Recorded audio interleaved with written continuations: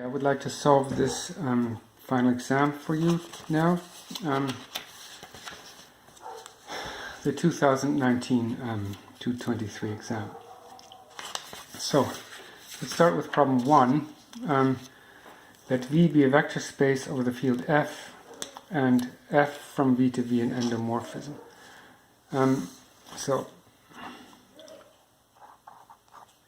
part A asks us to define what an eigenvalue of F is. So, an eigenvalue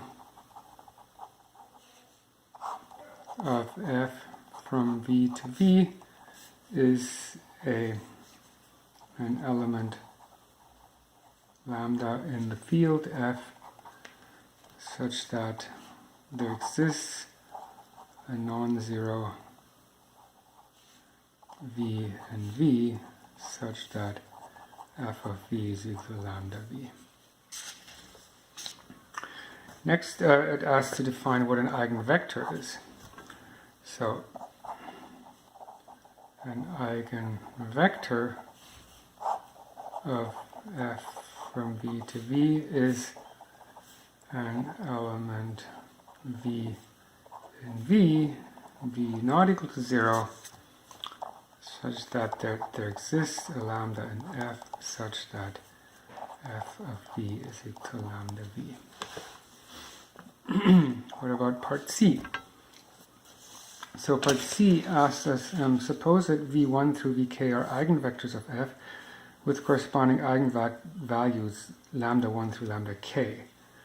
Prove that if lambda I is equal to lambda j, only if I is equal to j, then V1 through Vk is a linearly independent family of vectors in V. So, so let's write down, so V1 through Vk are eigenvectors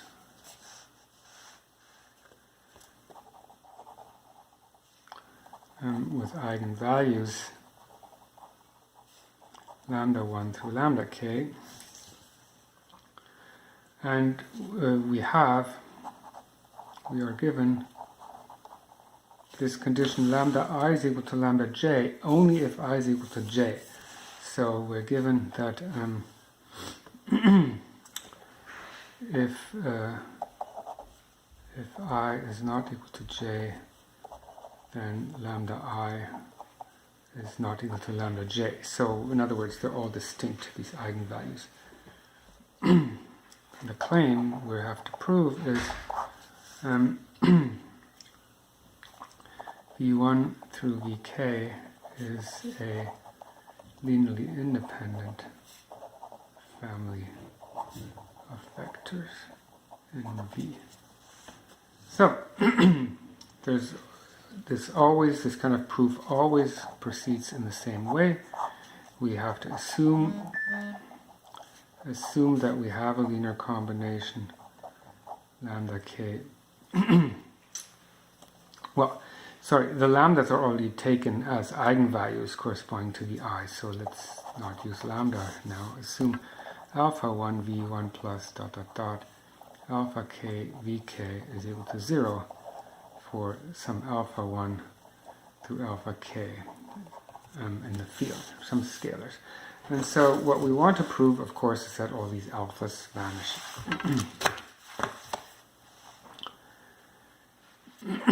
So,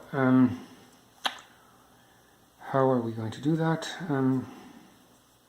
Well, I mean, what are we going to do? We have an endomorphism, so why don't we apply the endomorphisms? See what that gives us.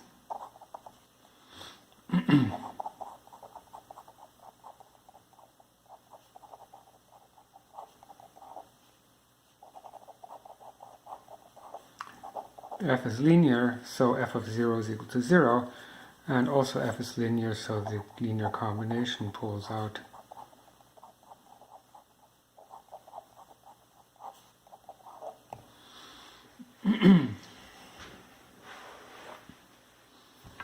okay, so then we can, so the fact that V1 through Vk are eigenvectors with eigenvalues lambda 1 through lambda k, of course means that we have f of Vk is equal to lambda k Vk.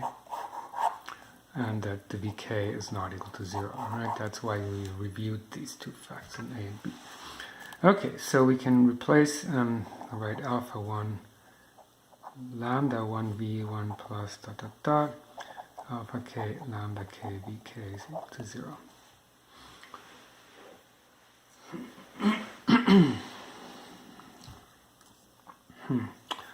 So, what do we do with all this?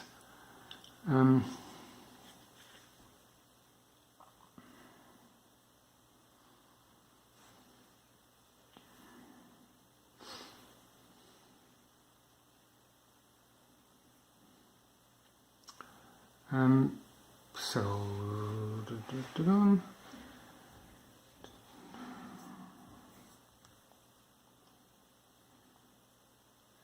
oh, I remember. Now let's see. So we have this equation here. What happens if we, so this is the original equation here. So now multiply star by lambda I. So then we have alpha 1 lambda I v1 plus alpha k lambda I vk is equal to 0. And now we can subtract these two equations from each other.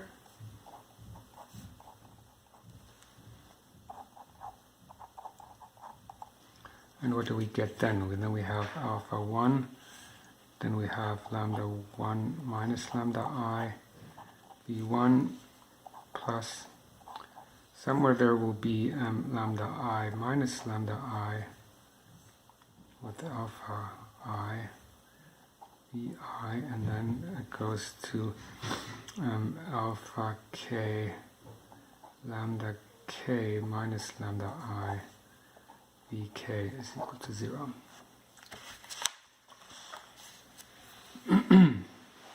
Right, so we have this linear combination. We multiply, we pick one particular index and multiply it by the corresponding eigenvalue, right? And then depending on what index that is, somewhere in this linear combination we have lambda I minus lambda I, which is 0. And so so then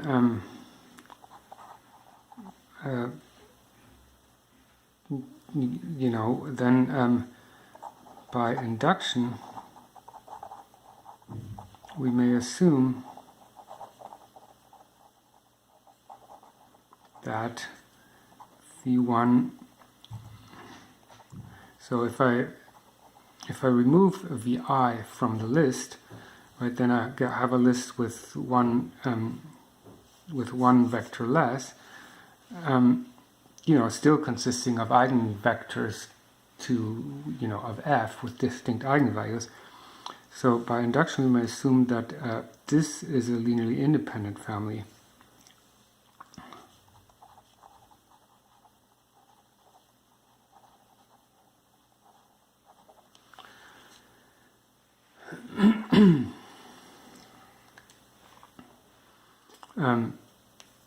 And by the way, of course we use here the fact, to get an induction proof going, we of course always need to start out the induction with an induction, with the base of the induction, and the base of the induction would of course happen when there's only one vector, and then of course the claim is trivial, right?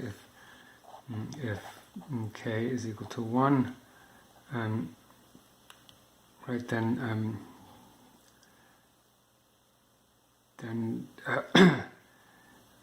a family consisting of one non-zero vector is independent. So our induction, you can certainly, our proof certainly works by induction.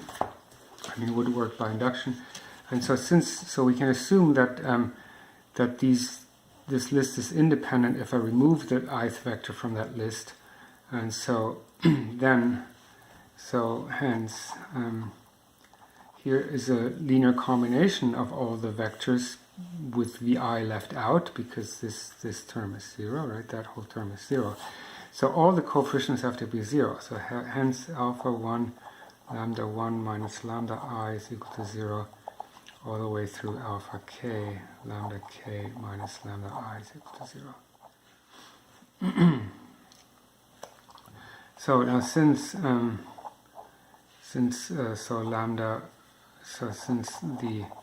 eigenvalues are all distinct,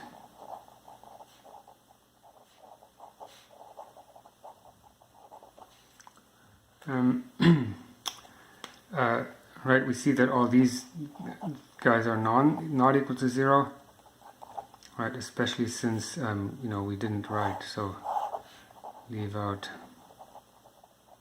the ith equation, right? So then these guys are always non-zero, and so then this implies that alpha 1,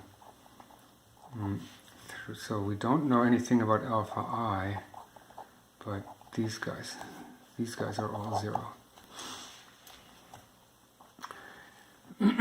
So now remains to show that alpha I is equal to 0.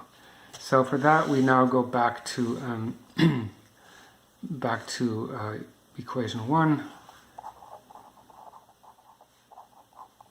plug everything into equation 1, which is up here, and if we plug everything back, the fact that all these alphas are now 0 except for the ith one gives us that alpha, well actually we should put this into the star actually, so that's even better. So back into star, alpha, then we just get alpha I vi is equal to 0. And then since vi is not equal to 0, it being an eigenvector, we have that alpha I is equal to 0. So claim proved. First we proved that all alphas except for alpha I are 0, and then we proved that alpha I is also equal to 0. Okay, and that's part C. Let's do part D. Now A is symmetric, a symmetric matrix. The ground field is now assumed to be R. And then it says prove that eigenvectors corresponding to different eigenvalues are orthogonal to each other. So that just says so let's say AV is equal to lambda V and AW is equal to mu W. So V and W not equal to 0, so they're both eigenvalues, and let's assume that lambda is not equal to mu, right? And so now the claim is that V is orthogonal to W. Well, so let's prove this claim. So this is easier to prove. This is just, we just have to calculate an inner product. So, so of course this is,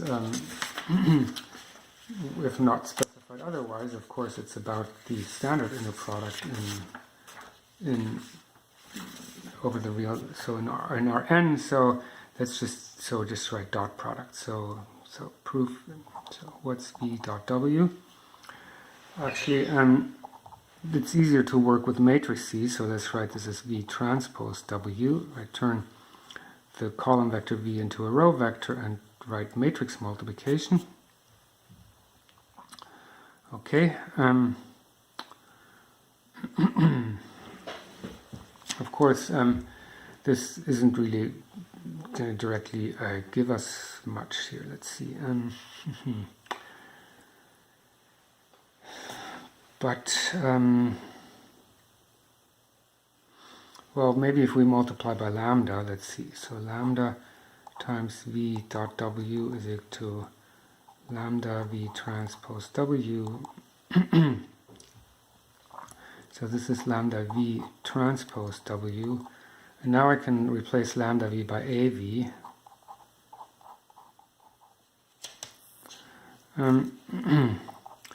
I apply rules for manipulating transposes. And then I use that A is symmetric. And then I have AW here, which is right, AW is mu W. So this is V transpose mu W. We can bring the mu out in front.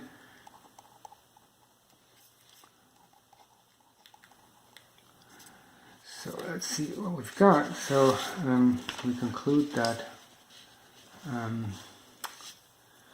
lambda V dot W is equal to mu times VW. Or in other words, lambda minus mu times V dot W is equal to 0. And now the fact that lambda minus mu is not equal to 0 implies that V dot W is equal to 0, as was claimed.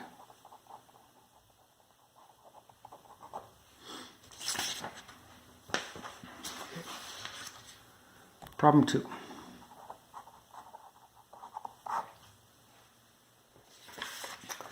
So problem 2 tells a little story.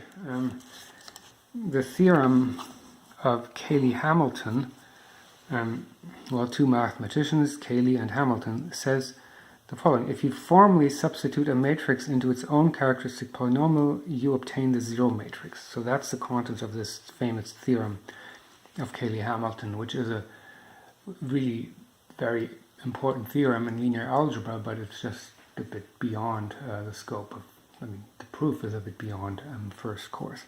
But we can still do some examples, so that's what this problem is about.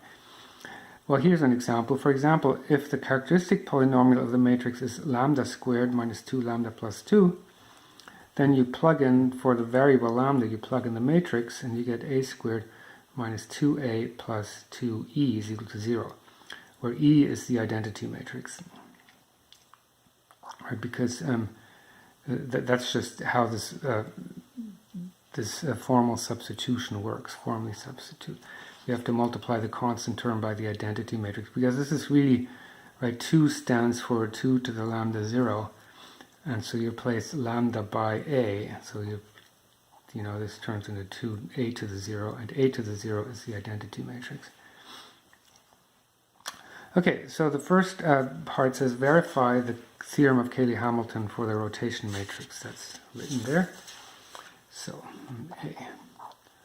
So, rotation matrix, so A is cosine theta sine theta minus sine theta cosine theta. So what's the characteristic polynomial of A? Well,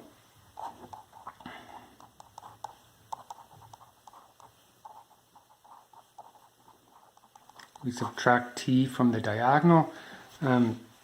This course I usually use t as a variable instead of lambda for the characteristic polynomial, so let me stick with that. Okay, and I compute the determinant of this. So this is cosine theta minus t squared plus sine squared theta, which is cosine squared theta minus 2 cosine theta t plus t squared plus sine squared theta.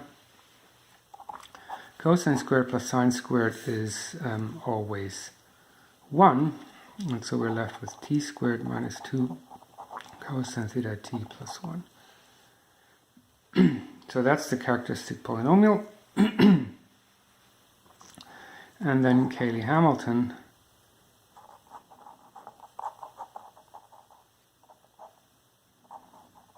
claims that a squared minus 2 cosine theta a plus the 2 by 2 identity matrix is equal to 0. So that's what we're supposed to verify now. So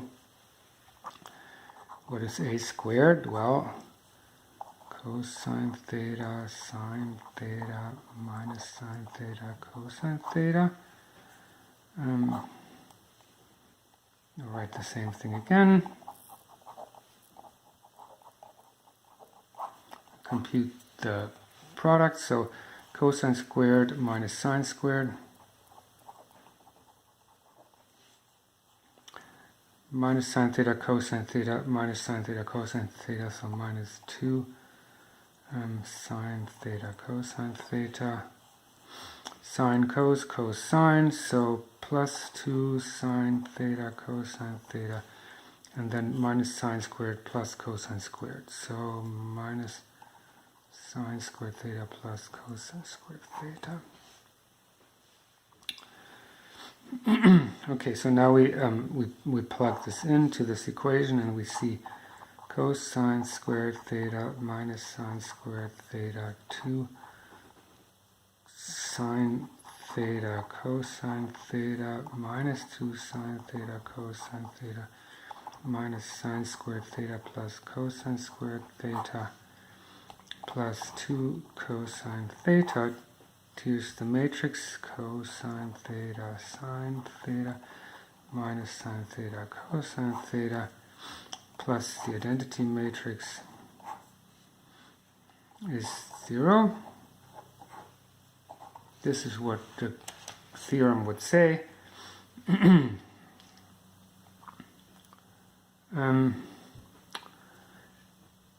Well, let's see. So let's just do entry by entry. So first entry is, here we have cosine squared theta minus sine squared theta. Here we have plus 2 cosine squared theta plus 1 is equal to, what have I got here? Okay, sorry, this is a minus sign there. So this is a minus sign, so we have cosine squared minus 2 cosine squared, so we have minus sine squared minus cosine squared plus 1 is equal to 0. A12 minus 2 sine theta cosine theta minus 2 cosine theta sine theta, but with a plus sign. 0, A21, so this term minus this, so 2 sine cos minus 2 cosine cos is 0, and A22 minus sine squared plus cosine squared minus,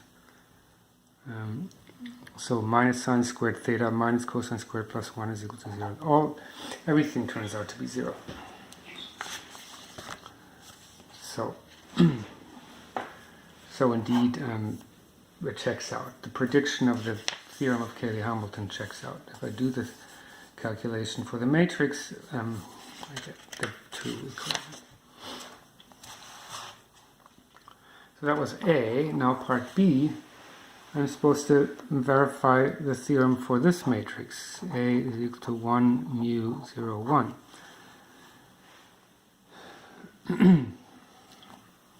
So, what's the characteristic polynomial? Well, so that's 1 minus t mu 0 1 minus t. Determinant is 1 minus t squared, which is t squared minus 2t plus 1.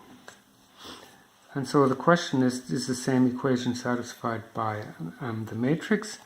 So 1 mu 0 1 squared minus 2 times 1 mu 0 1 plus 1 0 1 0. This should give the 0 matrix. So let's do the calculation.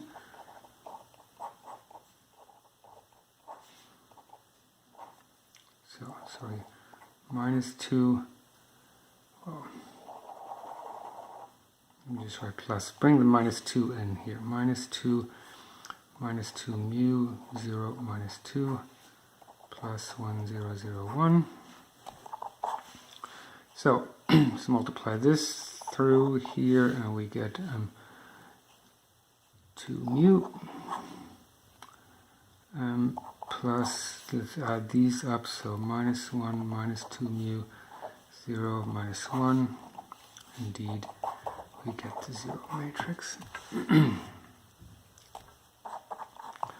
Let's do part C.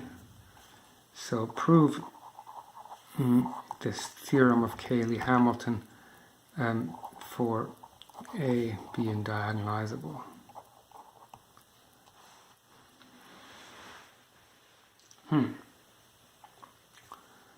So let's see. Let's do first the part. First, assume that A is diagonal.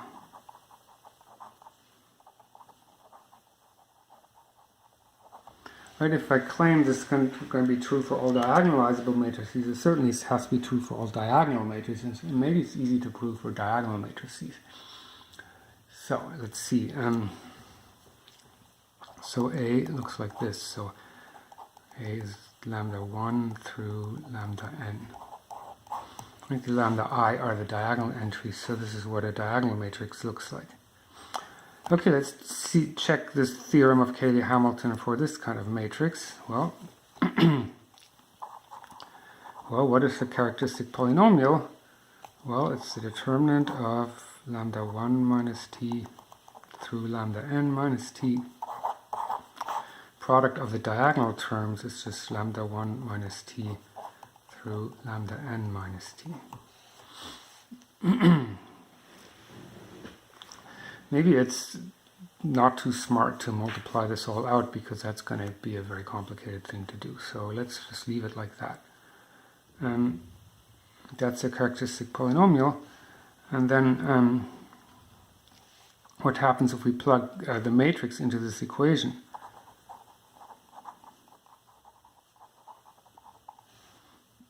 So, right, so the first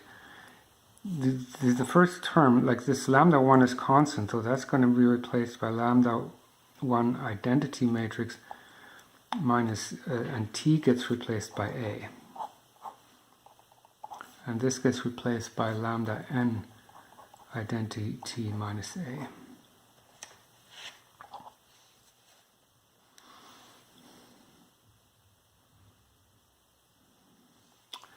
So what does this actually look like? What do these matrices look like here? So here I have lambda 1 along the diagonal, and here I have lambda 1 through lambda n. So I have lambda 1, well, let me write it out like this. Oh, sorry, minus lambda 1 through lambda n.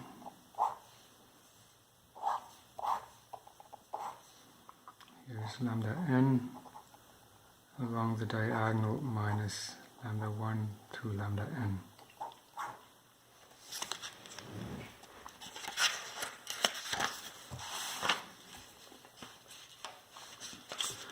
Okay, so this first matrix here, if I take lambda 1 minus lambda 1 is 0, and then it's lambda 2, so then it's lambda 1 minus lambda 2. So lambda 1 minus lambda 2, then it's this is always lambda 1 minus 3, all the way through lambda 1 minus lambda n. The last matrix is, so now it's lambda n minus lambda 1 through lambda n minus lambda n, so the last term is 0. In the middle, right, there would be, so the ith term would have lambda I minus lambda 1, and then a 0 somewhere, and then lambda I minus lambda n. And so when we multiply these matrices together, they're diagonal matrices. If I just multiply diagonal matrices together, then I'm just multiplying the diagonal entries. And in each product, there's one term equal to 0. Right, so each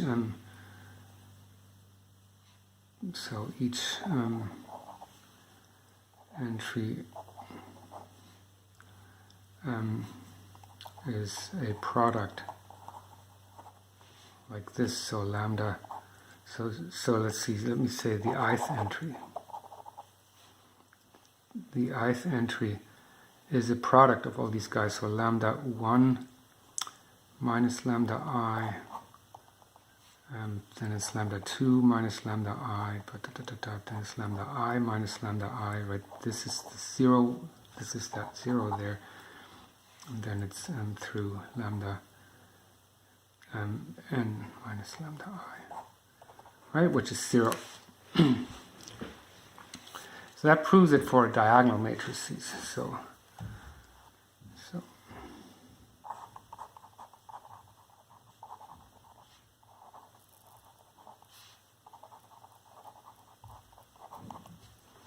and so now let's see if we can do the general case.